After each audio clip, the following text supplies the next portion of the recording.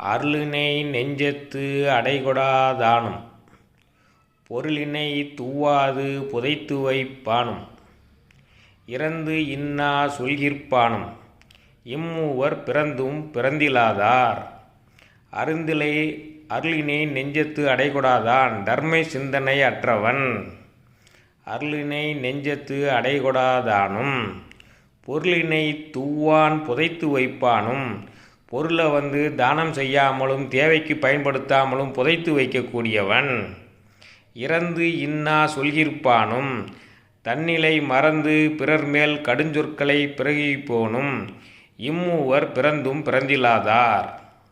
இந்த 3 பேருமே உலகத்தில் பிறக்காதவங்க. அருளினை நெஞ்சத்து அடைகொடாதானும் பொருளினை தூவான் புதைத்து வைப்பானும் இறந்து இன்னா சொல்கிற்பானும்